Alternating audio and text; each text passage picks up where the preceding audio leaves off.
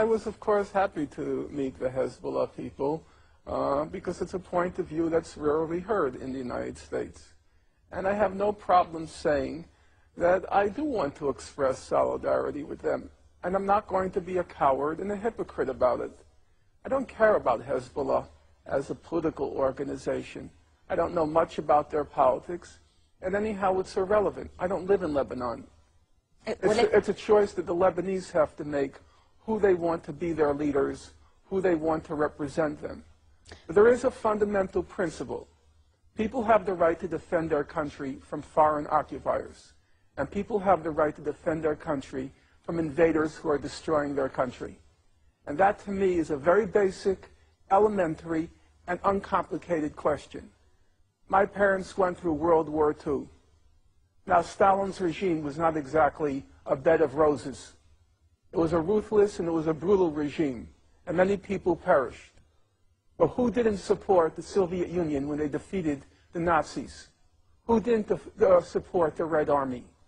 And all the countries of Europe which were occupied, who gets all the honors? The resistance. The communist resistance, it was brutal. It was ruthless. The communists were not, you know, it wasn't a bed of roses. But you respect them. You respect them because they resisted the foreign occupiers of their country. And if I'm going to honor the communists during World War II, even though I probably would not have done very well under their regimes, if I'm going to honor them, I'm going to honor the Hezbollah. They show courage, they show discipline. I respect that.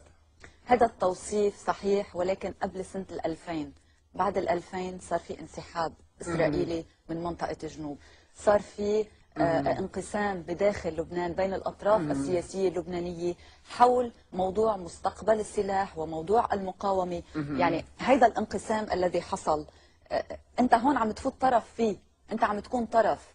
بالنهاية أنت عم تقول أنت عم تجي على لبنان زيارة، ولكن ما عم تشوف تداعيات اللي عم بيصير. بالنهاية تداعيات حرب تموز على الناس. Listen, if you want to close your eyes and believe it was all over in May 2000, you can do so. You can play that game. But the reality was, and everyone understood it, that the Israeli attitude was, we're going to knock out Hezbollah. And they began planning for a new war right after they were forced to leave in 2000. They found their excuse, their pretext, in July 2006. But there's no question among rational people that Israel was never going to let that victory go by, the Hezbollah victory go by. They were determined to teach كان يمكن تجنبه. يعني هون ممكن يقدر الطرف الآخر يقول لك ممكن تجنبه وما توقع بالفخ. It could not have been avoided. There is no way that the United States and Israel are going to tolerate any resistance in the Arab world. You want to pretend it can be avoided, you can play that game. But serious people, clear-headed people, knew there was going to be a war sooner or later. You think there's not going to be another war? You think Israel is going to allow that defeat in July 2006? You want to pretend it's Hezbollah that's causing the trouble? No, there will be another war, and the destruction will probably be 10 times worse, maybe even more, than July 2006, because Israel is determined with the United States to put the Arabs in their place and to keep them in their place. Now, how can I not respect those who say no to that? You know, during the Spanish Civil War, there was a famous woman, they called her La Pasionaria, Dolores Ibarruri, from the Spanish Republic. And she famously said, it's better to die in your feet than to walk crawling on your knees. ولكن هذا خيار الشعب اللبناني كله. يعني مش I totally agree. I'm not telling you what to do with your lives. I'm not telling you.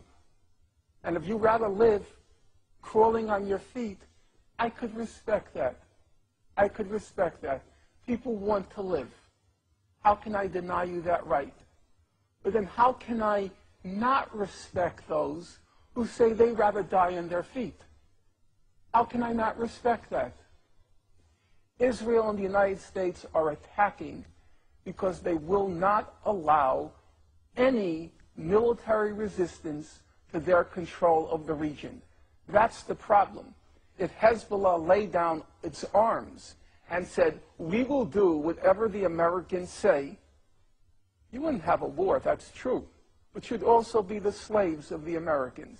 I have to respect those who refuse to be slaves. ما في غير طريقة واحدة اللي هي المقاومة العسكرية؟ I don't believe there's another way. I wish there were another way. Who wants war? Who wants destruction? Even Hitler didn't want war.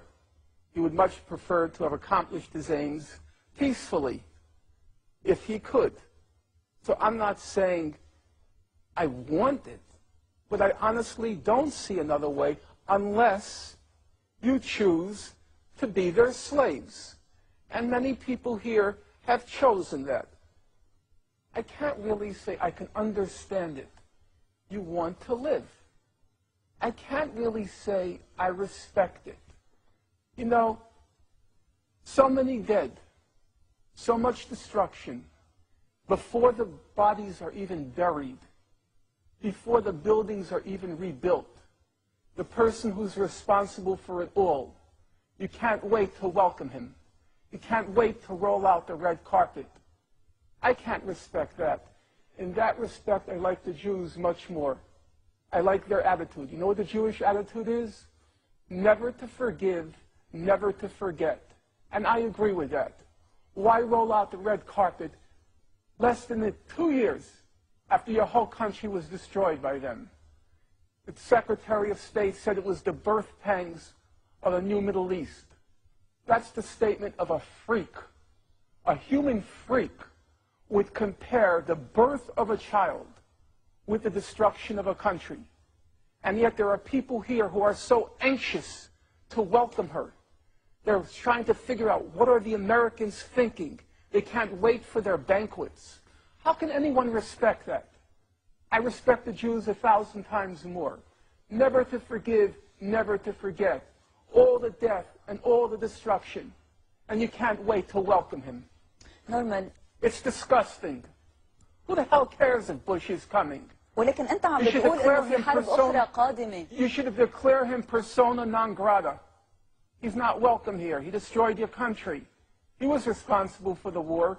You know full well that resolution could have been passed 3 weeks earlier. He destroys your country, and you can't wait to greet him.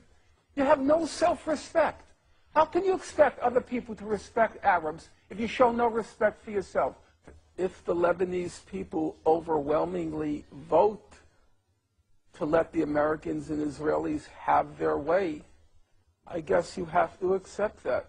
I could see that.